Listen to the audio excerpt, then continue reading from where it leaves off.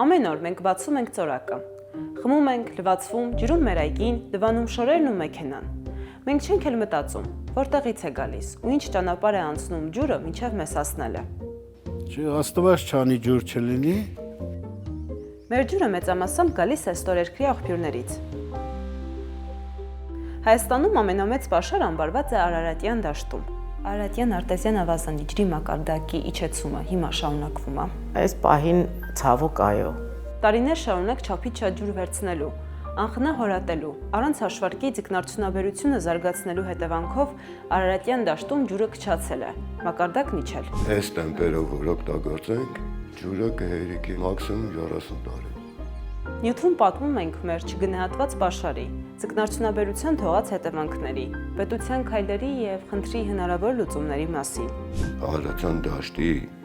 կողքերը ջրամբարներ կառուցենք, կուտակենք, մենք խնդիր չենք ունենալ։ Պահպանել, կուտակել, խնայել։ Սա է խնդրի լուծման բանաձևը։ Ամբողջական տեսանյութը ջուր կա, ինչ է մնացել Արարատյան արտեզյան ավազանում վերնագրով կարող եք դիտել մեր YouTube-յան էջում։